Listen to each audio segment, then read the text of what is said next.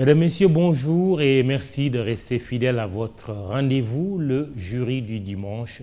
iRadio ITV qui reçoit Aboubacar Sédir Bey, directeur général du port autonome de Dakar. Bonjour, monsieur le directeur général. Bonjour, Mahmoudou. Ingénieur, statisticien, économiste de formation, Bey a occupé la fonction de directeur général de l'Agence nationale de la statistique et de la démographie, ANSD, pendant 3 ans, de septembre 2014 à septembre 2017. On est justement au mois de septembre et il est l'invité du jury du dimanche. Un hasard de calendrier, même s'il n'y a pas de hasard dans la vie.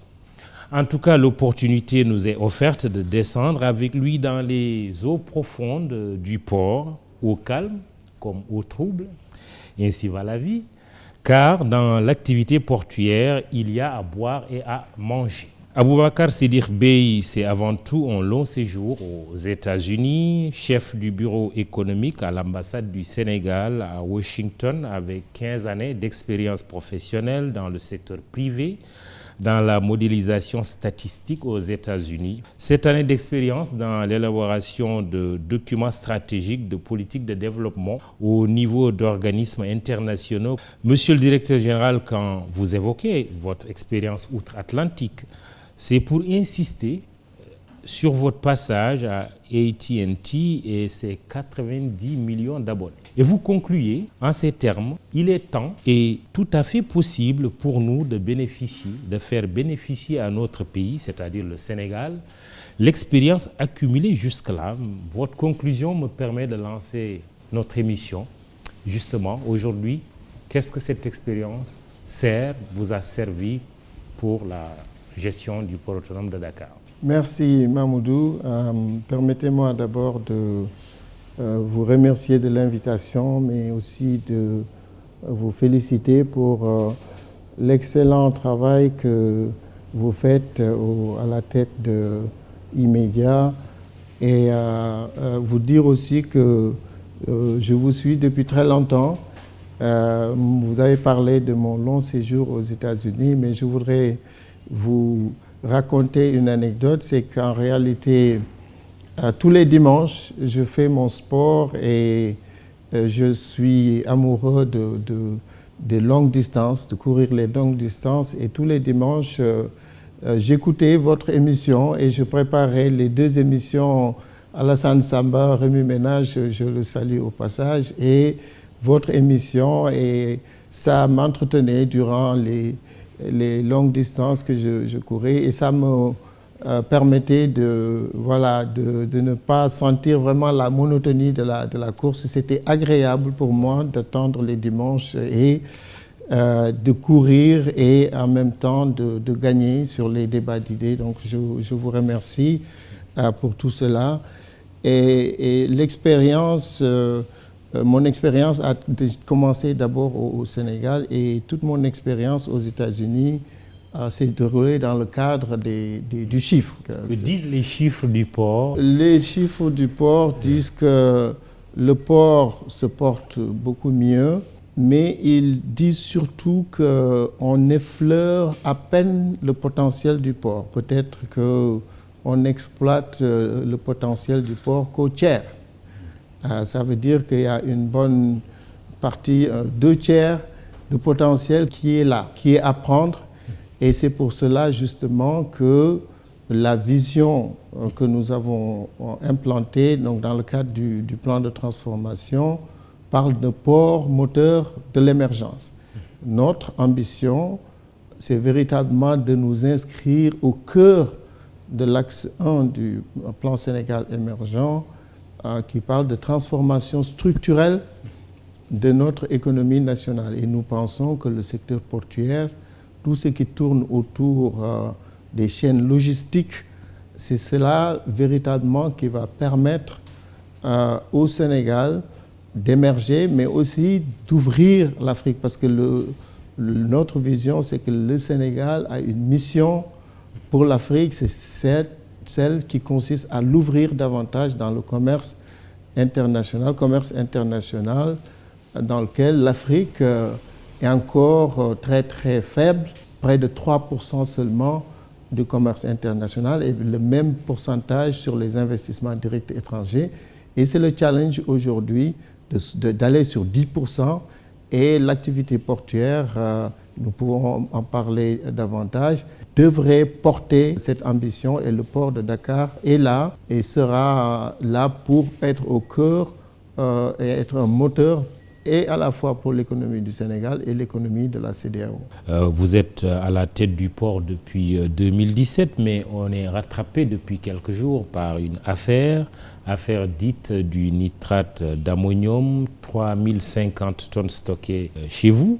La dernière information de votre société est que le produit a été évacué. Pour quelle destination et comment? Voilà, donc permettez-moi de regretter ce qui s'est passé à Beyrouth, puisque quand on parle du nitrate, c'est surtout... Tout de suite, on a fait le parallèle, la double explosion. Voilà l'explosion. Donc, nos pensées vont à toute la communauté sénégalaise d'origine libanaise. Et ce qui s'est passé au Liban est bien triste et regrettable. Et cela a permis au port de Dakar de, bien entendu, revoir tout son système de gestion des produits dangereux. Le nitrate fait partie de ces produits classés, produits dangereux et qui ont un traitement spécial. Il faut seulement dire que c'est une activité classique d'embarquement et de débarquement de ce type de marchandises qui ne présente pas véritablement pour le port un véritable problème en soi. On a beaucoup parlé de ces quantités. Les 3050 qui sont arrivés en transit étaient à destination du Mali. Et je dois simplement rappeler qu'on traite des quantités autrement plus importantes. En 2019, on a traité 89 000 tonnes de nitrate qui sont passées par le port. Et sur les 89 000 tonnes, 74 000 étaient destinées au Mali. Donc si on regarde les 5 dernières années, c'est en moyenne 85% du nitrate d'ammonium qui passe par le port et qui est destiné pour l'agriculture au Mali, mais surtout pour les mines. Vous savez que le Mali est un pays minier et ce produit est utilisé comme explosif dans les chantiers. Rassurer les Sénégalais, pour rassurer les Africains, les organismes internationaux, la cargaison de nitrate qui était venue, les 3050 tonnes, ont déjà été évacuées vers le Mali. Il n'y a plus un seul sac de nitrate stocké aujourd'hui au port de Dakar. Donc c'était un produit en transit. Il n'a jamais été stocké pour longue durée. Je dois rappeler aussi qu'au Liban, ce qui s'est passé, c'est que le nitrate était stocké dans des hangars et pendant 6 ans. Il y a tout un processus de décomposition qui a pu se passer avant qu'il n'y ait eu un déclencheur, parce que le nitrate en lui-même n'explose pas tout seul. Il faut bien un déclencheur, et ce qui s'est passé au Liban était regrettable en cela. Aujourd'hui, toute la marchandise est au Mali et arrivée à destination? Une bonne partie est arrivée. Oui. C'est sûr que la marchandise est sous bonne escorte de la gendarmerie nationale. Le réceptionnaire, on a mis en demeure d'enlever la marchandise. Et en relation avec les services de l'environnement... La marchandise n'est plus dans l'espace du port, dans le périmètre du port. Affirmatif. Très bien. Vous dites qu'il y a des quantités énormes de nitrate que vous avez l'habitude de stocker. Est-ce qu'il y a d'autres produits? Oui, bien entendu, parce qu'il faut comprendre que les produits, on l'a dit et redit, 95% des marchandises qui rentrent au Sénégal et 65% des produits qui rentrent au Mali transitent par le port de Dakar. Le port, il est là pour tous les secteurs d'activité, toutes les industries chimiques, les industries de plastique, les industries agroalimentaires. Les inputs dont ils ont besoin pour faire leur travail je dois rappeler aussi l'armée, tout ce qui est explosif, tout ce qui est armement, tout ce qui est produit dangereux, devrait passer quelque part. Il faut bien que ça passe quelque part et l'endroit le plus indiqué pour ce genre de produit, c'est le port. Mais le traitement de ces produits est spécial. Il y a un code IMDG qui est un code international de traitement des produits dangereux qui est suivi. Il y a aussi tout ce qui tourne autour de la directive, une directive présidentielle de 1995 qui encadre le traitement de ces produits dangereux. Et à chaque fois qu'il y a un manifeste qui arrive au niveau du port de Dakar, nos services prennent les dispositions pour le traitement de ces produits. Il y a des normes de sécurité. Absolument. Que vous respectez. Oui, que nous respectons. Mais nous avons pris... Il y a deux choses très importantes que je dois rappeler. Un, c'est que nous avons anticipé déjà sur ces questions, puisque dans le cadre du plan stratégique de transformation, nous avons instauré ce concept de port de transit et non de stockage. Ce qui fait que, avant même ce qui s'est passé à Beyrouth, nous avons démoli 5 hangars qui nous a permis de récupérer 9 hectares dans le port. On disait qu'il n'y avait pas d'espace dans le port, mais quand on a vu ces hangars, et on n'était pas sûr, on n'avait pas toujours une bonne idée de ce qui était stocké dans ces hangars. Nous avons décidé de les démolir et ces hangars ont été démolis pour dire que le port s'est positionné dans cette perspective de ne pas stocker longtemps. Oui. La deuxième chose, c'est que nous avons quand même compris que ce qui s'est passé à Beyrouth est une alerte. Oui. Est une alerte et donc on devrait prendre prétexte de cela pour revoir tout le système de gestion des produits dangereux. Je dois remercier d'ailleurs le ministre de l'Intérieur qui a envoyé le préfet de Dakar au port avec tous les services qui gèrent l'environnement, qui sont venus pour voir avec nous. Nous avons visité ensemble les installations du port, la façon dont l'ammoniac, par exemple, est stocké dans les différentes industries qui sont installées dans le port, qui en ont besoin pour la réfrigération, etc. Donc, nous avons aussi fait appel à nos amis de l'Union européenne qui vont venir d'ailleurs le 9 et 11 septembre pour voir avec nous toutes les installations, tout ce qui peut être produit dangereux, pour vous dire que nous prenons la chose au sérieux. Au sérieux. Ces assurances que vous donnez, est-ce que cela signifie que cette affaire de nitrate d'ammonium stocké à un moment au port n'aura aucune conséquence dans la notation du port autonome de Dakar et dans la confiance des marchés financiers? Bon, c'est bien que vous fassiez la corrélation. Tout ce qui tourne dans les questions de logistique, de traitement de la marchandise, de services aux navires, tout concourt à la notation, puisque un des éléments extrêmement importants de la compétitivité d'un port, c'est les questions de sécurité. Et donc, les agences de notation veillent, bien entendu, à la gouvernance de l'entreprise, aussi bien la gouvernance financière, les questions d'environnement que les questions de sécurité.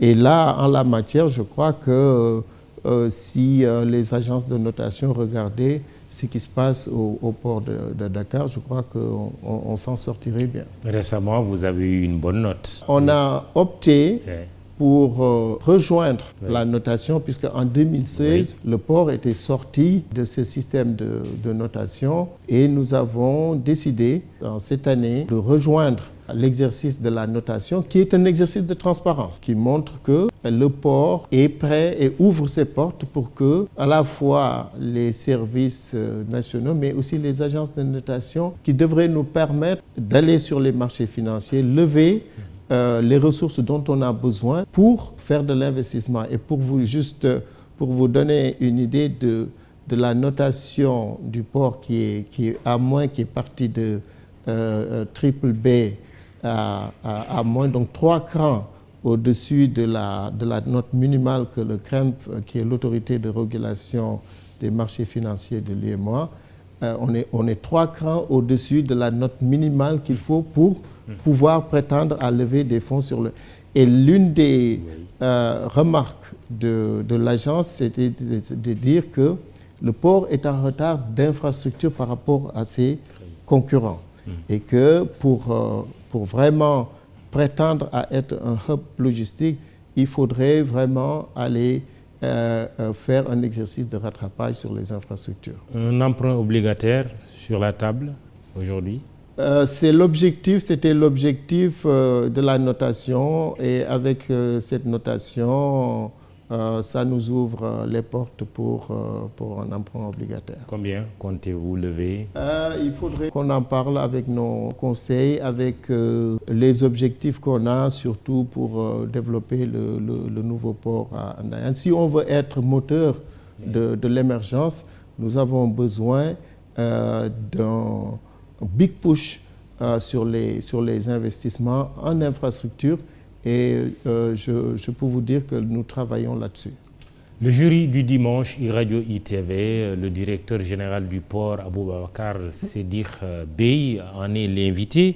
Cela fait 6 mois que le Sénégal vit avec la pandémie de Covid-19. Elle est inévitable de toute façon, cette question. Comment se porte le port en cette période de crise sanitaire, mais crise multiforme aussi, quelque part? Oui, le port est un élément d'un acteur de l'économie. Les portuaires vivent au Sénégal avec les Sénégalais. Donc, nous vivons cette pandémie comme tous les Sénégalais, avec peut-être l'avantage d'avoir très tôt mesuré les conséquences. Et déjà, le 30 janvier, le service des mouvements du haut commandement du port avait déjà réuni les acteurs pour préparer. Et déjà, notre première circulaire date du 26 février, et on avait déjà pris le soin de demander à tous les navires qui devaient faire escale à Dakar de déjà nous manifester la fiche de santé des passagers, et avec les services sanitaires de contrôle des frontières, nous avons déjà commencé, avant le 2 mars, déjà à visiter ces navires et à contrôler les passagers qui rentraient à Dakar. Nous avons, dès l'entame, évité que le port soit un vecteur, une porte d'entrée. C'est bien que le port soit une porte d'entrée pour les marchandises, mais pas pour les virus. Vous y avez réussi? On s'en sort bien, parce que si vous n'avez pas vu, il n'y a pas en tout cas une recrudescence qui est due à l'activité portuaire, bien que 95% transitent par le port. Nous avons pris le taureau par les cornes depuis le début. On a fait une plateforme écosystème portuaire, et je salue au passage tous les acteurs portuaires qui sont sur cette plateforme, qui nous a permis de fonctionner 24 heures sur 24. Vous vous rappelez qu'il y avait non seulement l'état d'urgence, mais il y avait le couvre-feu.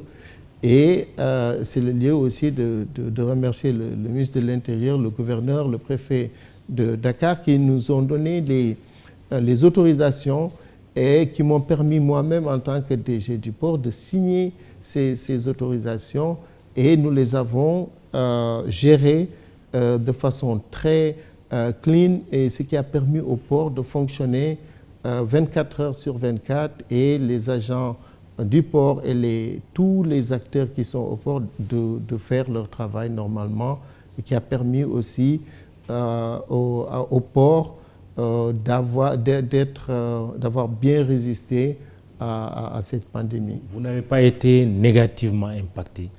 Pas trop, pas comme l'activité maritime d'une manière générale. Oui. Au plan mondial, c'est 30% de contraction de l'activité maritime. Pour le port de Dakar, au premier semestre, en produits d'exploitation, nous sommes à moins 6%. avec la possibilité sur les 6 mois qui viennent de pouvoir renverser la tendance. Mais quand on compare moins 30% au niveau mondial et moins 6% pour le port de Dakar, en produits d'exploitation, je crois qu'on a été plutôt résilient. Et la remarque, c'est que le maritime, quand même, est moins impacté que l'aérien, par exemple. Absolument. Bon, l'aérien, pour les agences de voyage, on parle de moins 100%. Il y a des secteurs qui sont extrêmement... Et ça aussi, c'est une autre preuve pour nous pour dire que l'activité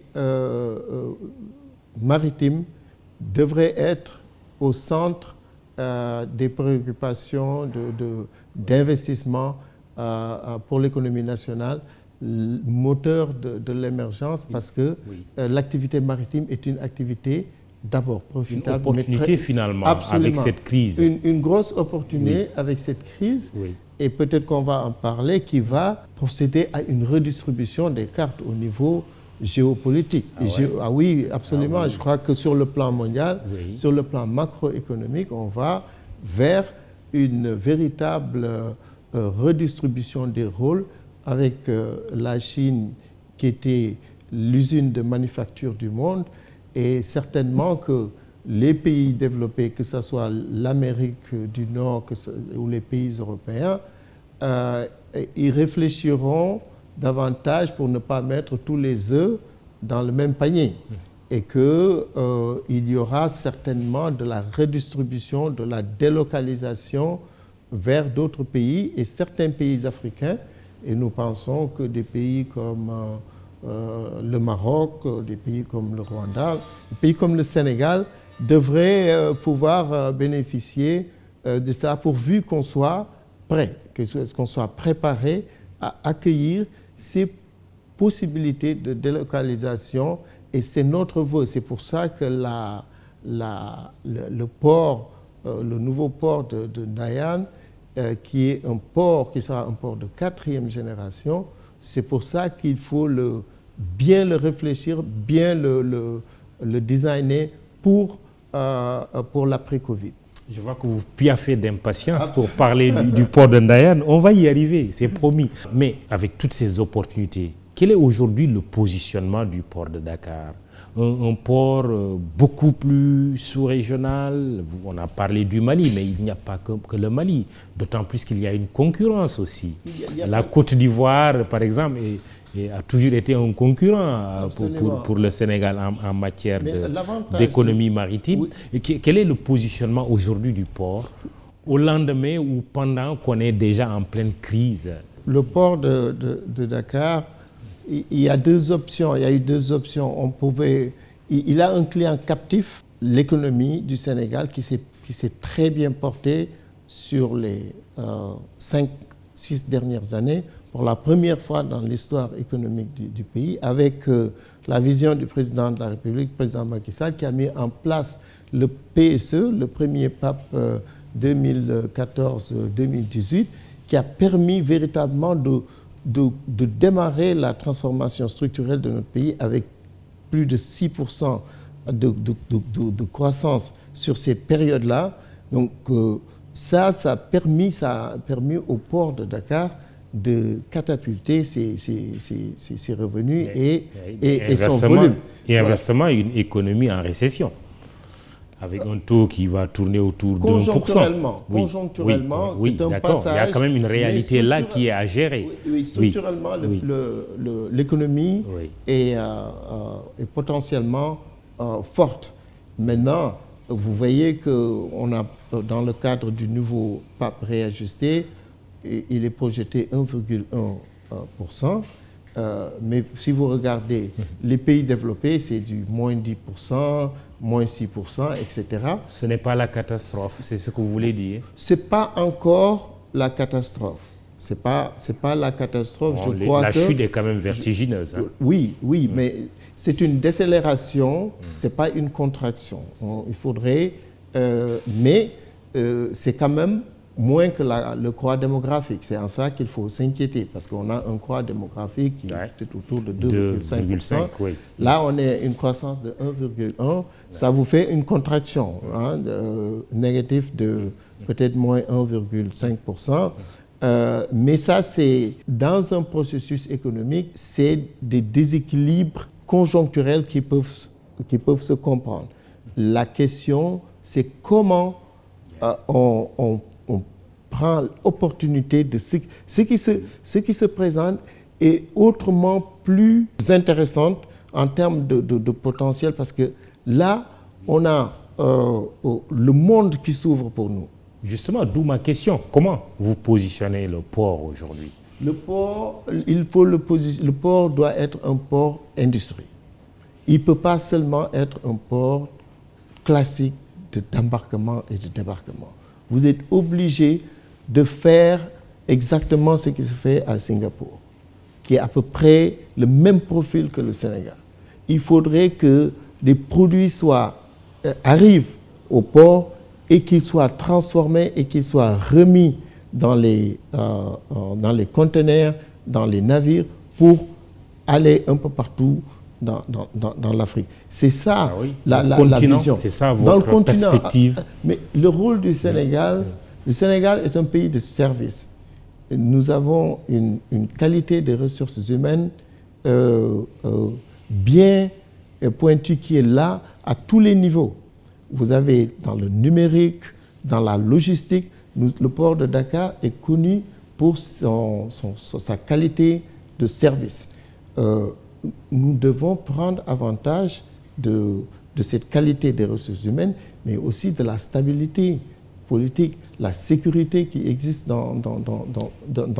et la position géographique. Donc, et votre référence est Singapour. Singapour, parce que Singapour, vous voyez, Singapour, c'est 7%, l'industrie maritime représente pratiquement 7% du PIB. 7% du PIB, 170 000 emplois. Il est tout à fait possible aujourd'hui au Sénégal de driver cette activité industrielle autour du port, et le port ne deviendrait qu'un produit d'appel.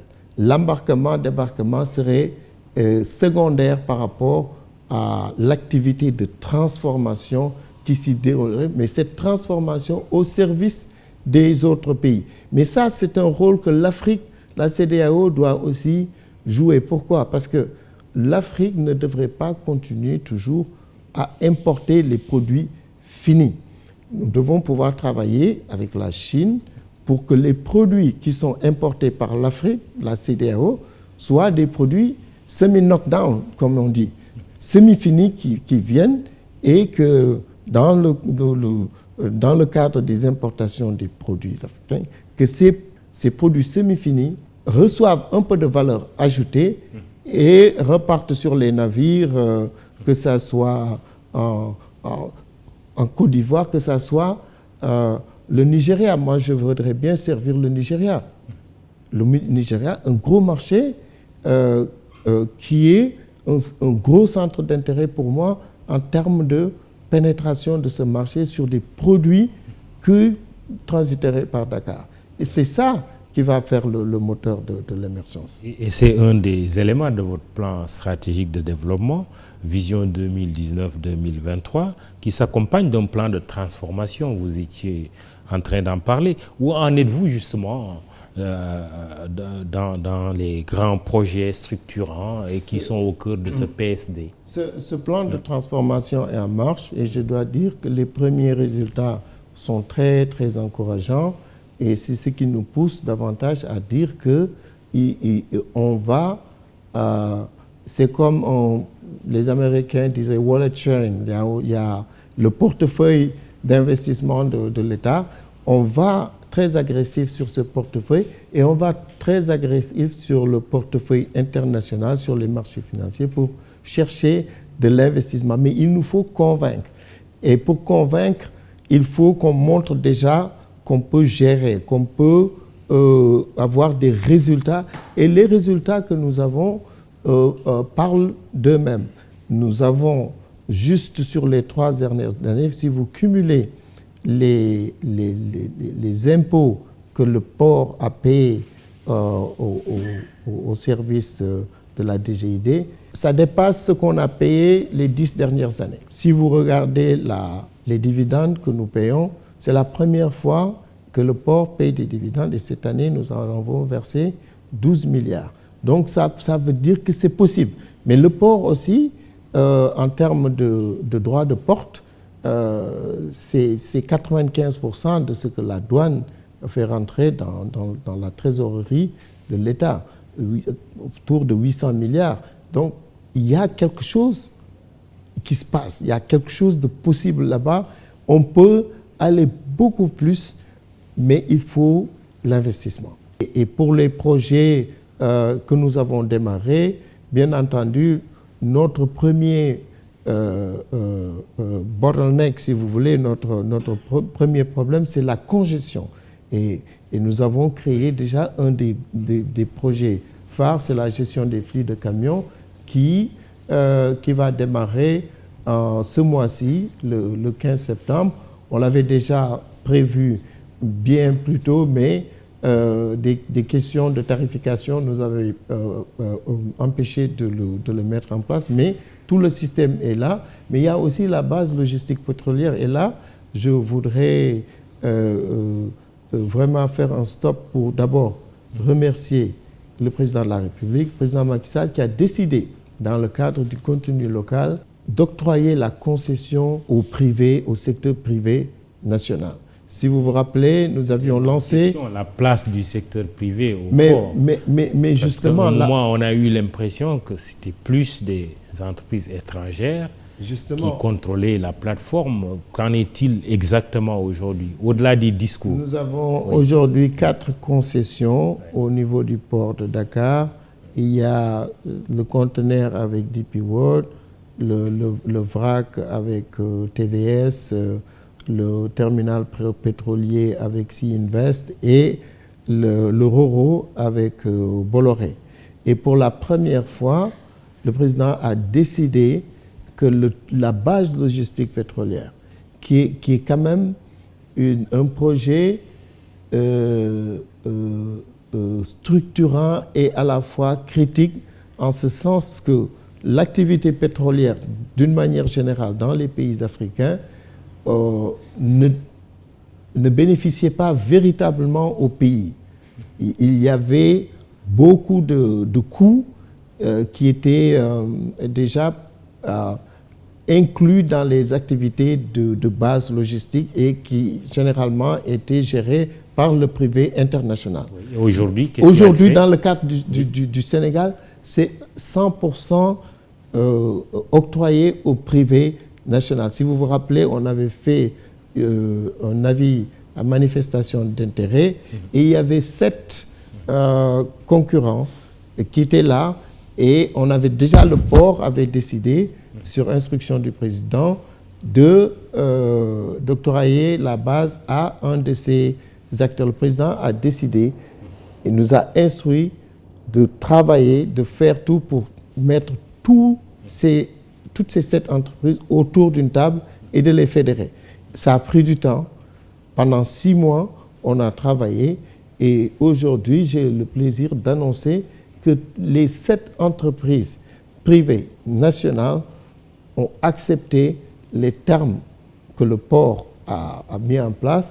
Ça a pris beaucoup de temps, beaucoup d'échanges, mais au finish, on est aujourd'hui autour d'un consortium créé qui va bénéficier de cette concession et qui va maintenant travailler avec les sociétés pétrolières, Woodside, avec Halliburton.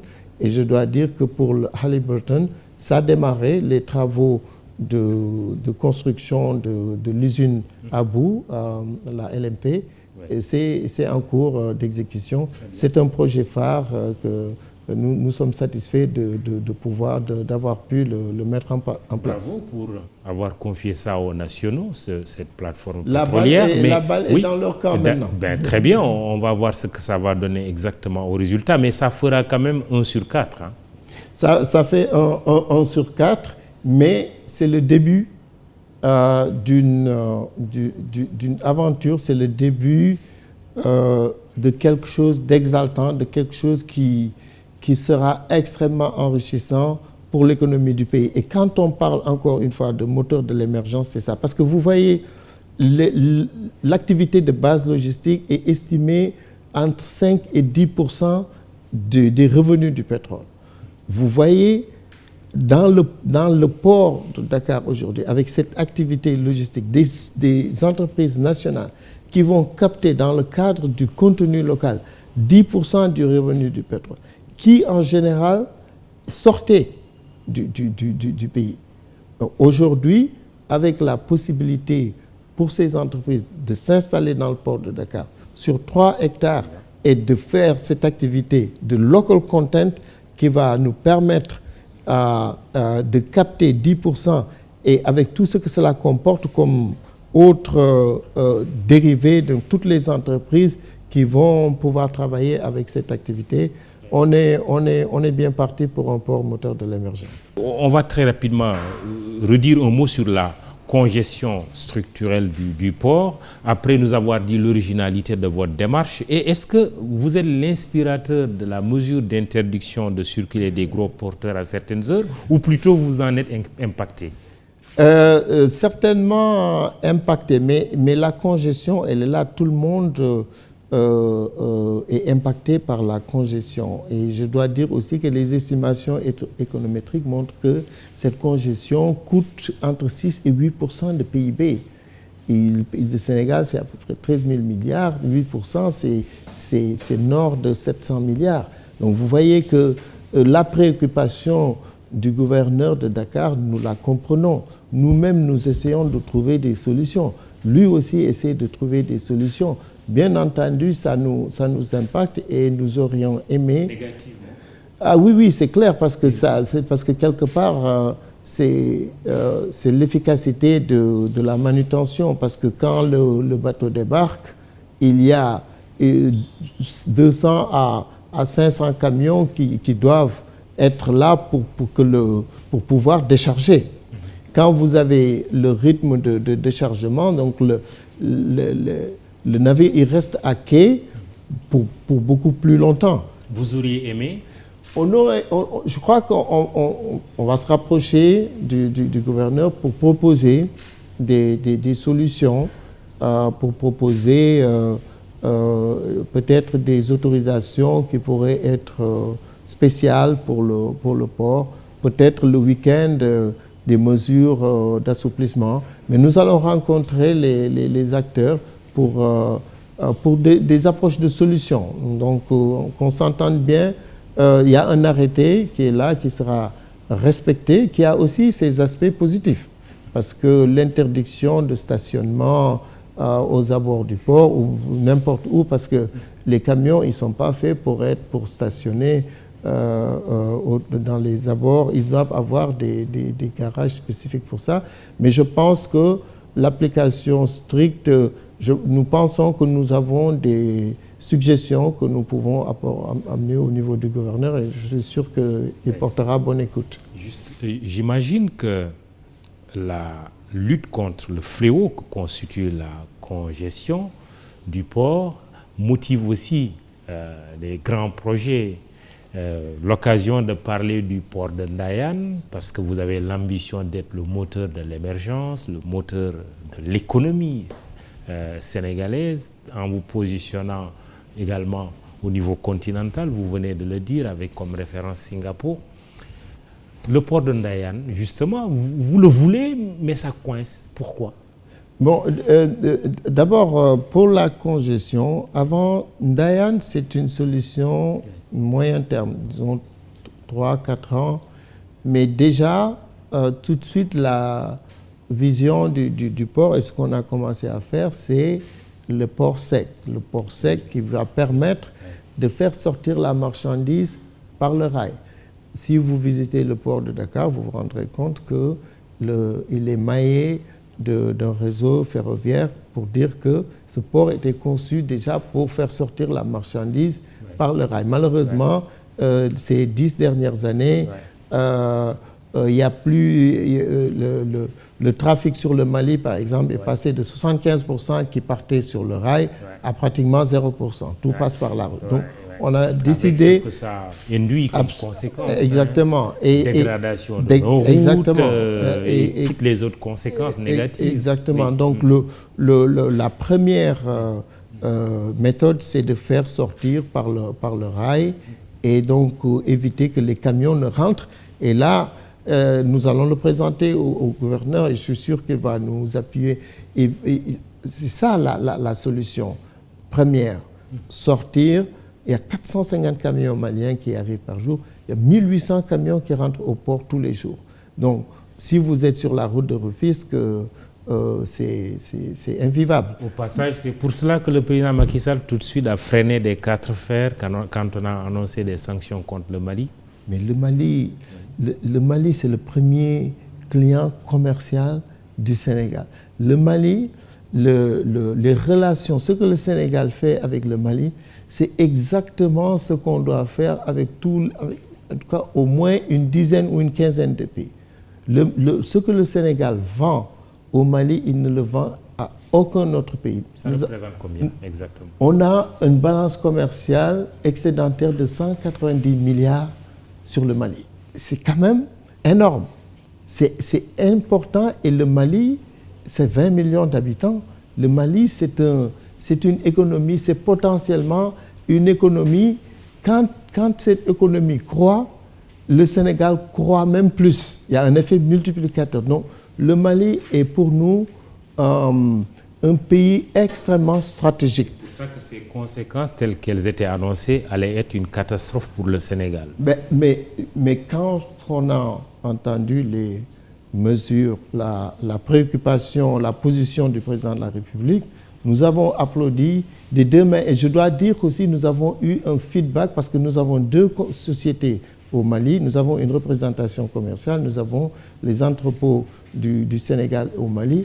Et les Maliens qui nous ont appelés nous ont dit combien ils étaient fiers de la position du président. Non, le Mali pour nous, il est stratégique au moins à 2 niveaux. Un, c'est l'aspect économique, la balance, mais aussi le Mali pour nous, sur le plan logistique, il rentre dans notre vision de pénétrer les autres marchés de la CEDEAO. Parce que si vous regardez bien la position géographique du Sénégal, autant nous avons une bonne position du point de vue maritime, mais du point de vue terrestre, nous sommes isolés. La CEDEAO est complètement à l'intérieur et nous sommes du côté de la mer. Et le Mali doit pouvoir nous servir, et c'est un intérêt mutuel d'ailleurs, parce qu'ils peuvent bien être un hub terrestre pour le reste des autres pays. Le port de Ndayane maintenant. Alors, le port de Ndayane, on ne peut pas dire que ça coince. Le port de Ndayane, c'est des négociations âpres, difficiles. Nous avons reçu instruction du président de la République, le président Macky Sall, qui nous a dit de négocier un contrat équilibré et qui résiste le test du temps. Ça, c'est extrêmement important. Nous négocions pour les générations futures, nous négocions pour positionner une activité portuaire qui soit motrice de l'émergence. Et c'est pour ça que nous sommes très regardants sur tous les détails. Bien entendu, Dubai Port World négocie aussi pour ses intérêts, négocie pour les générations futures de son pays. Et c'est normal que sur un projet aussi gros, parce que je rappelle que c'est le plus grand projet de l'histoire du Sénégal. Donc, qui va durer, et qui donc doit être mené avec toute la diligence, mais avec aussi toute l'attention de détail pour que, de façon mutuelle, que ça encore une fois, que ça résiste le test du temps et que ça soit vraiment porteur pour l'économie de notre pays. Une idée en termes de chiffres, puisque c'est le plus grand projet? Sur les 3 phases, on parlera de 3 000 milliards de francs CFA. Pas très loin même du budget du Sénégal, quoi, absolument, hein? absolument. Et ça, les 3/4 du budget du Sénégal. En retour, là, si on le réalise, et Inch'Allah, on va le réaliser. Dans un horizon? Dans un horizon de 3 à 4 ans. Très bien. On démarre, le port va démarrer dans tous les cas sur ressources propres, les activités de Ndayane, sur tout ce qui est infrastructure commune terrestre. Nous allons démarrer sur fonds propres du port.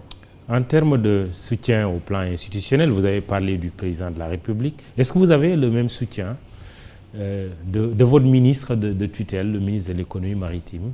Oui, absolument. Nous avons 2 ministres de tutelle. Nous avons la tutelle technique, nous avons la tutelle financière.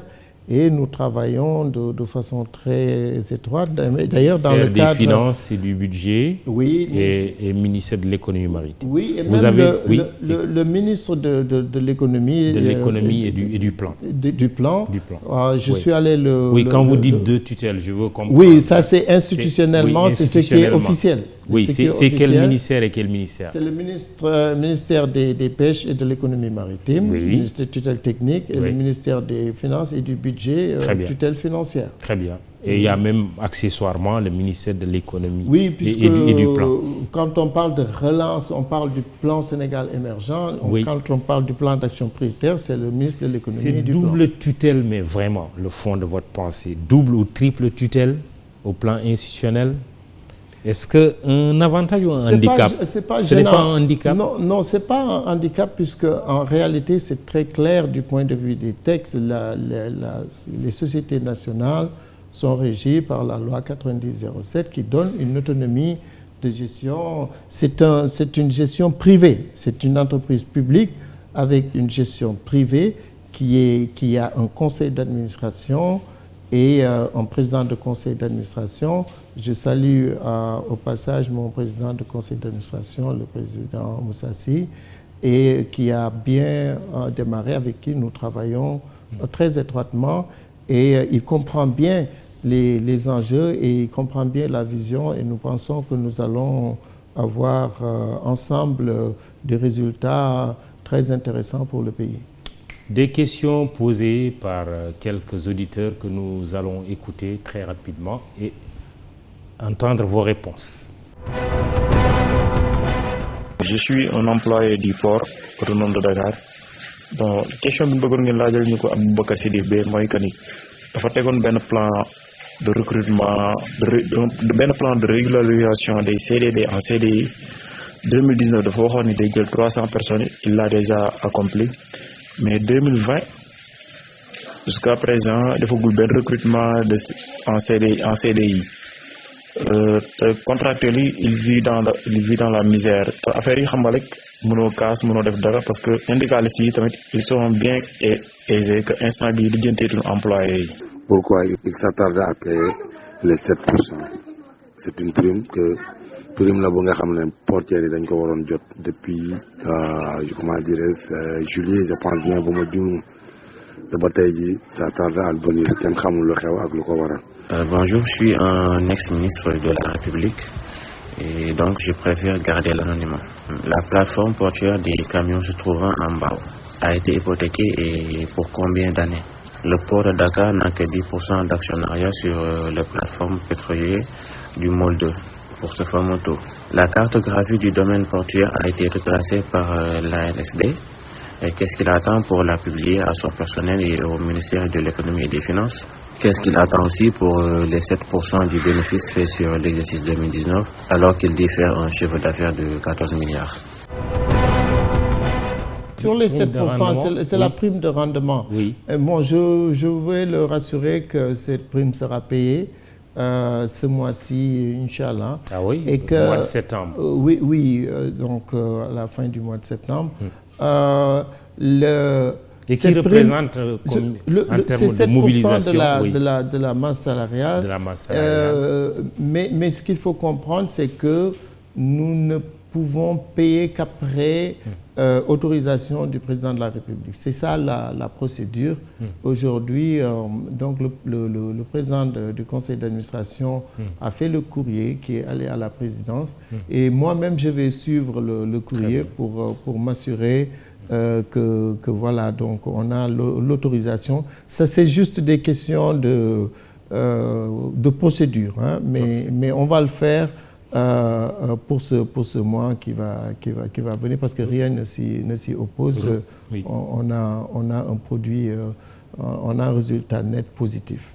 Recrutement? Sur les recrutements, donc je dois dire qu'il a raison. Donc on avait promis de régulariser sur les 3 ans les 650 CDD. Ça va se faire cette année.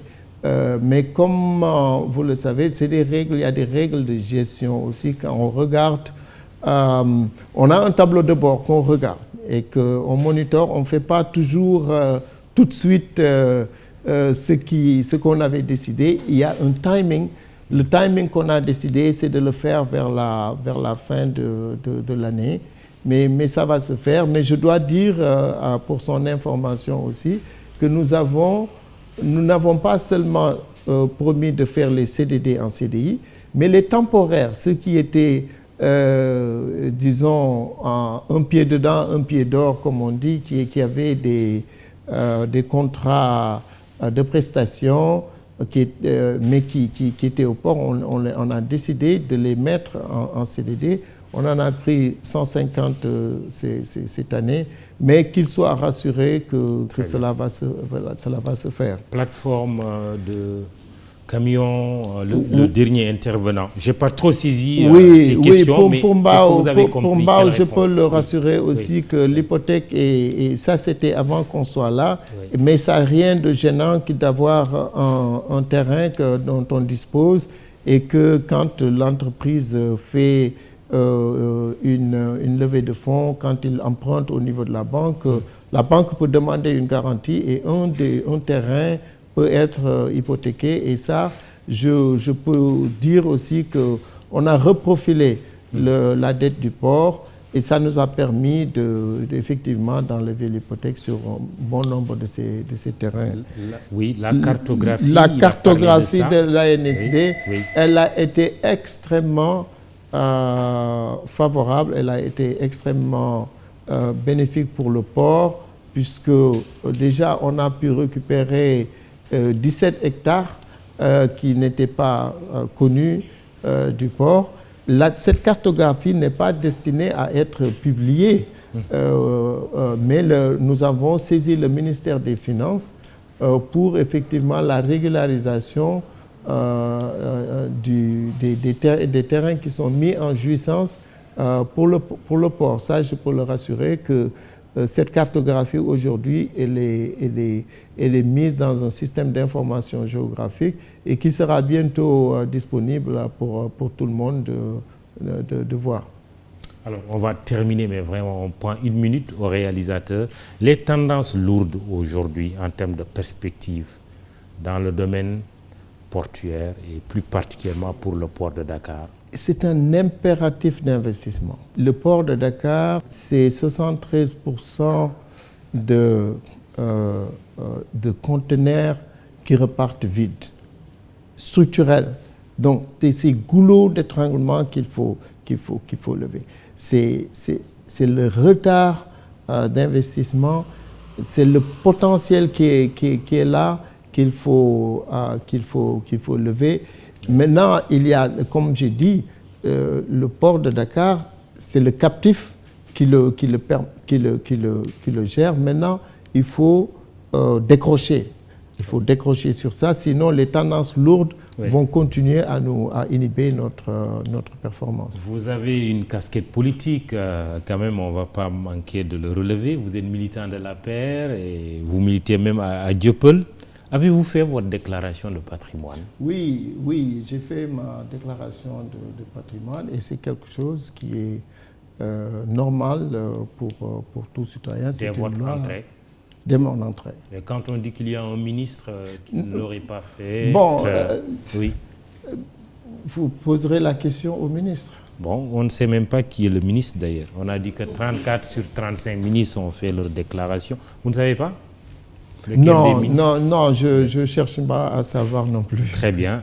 Qu'est-ce qu'un DG ne doit pas dire? Je fais allusion au limogeage de Maître Moussa Diop de la direction de Dakar Dem Dikk. Un DG, qu'est-ce qu'il doit dire et qu'est-ce qu'il ne doit pas dire? Un DG, il écoute, oui.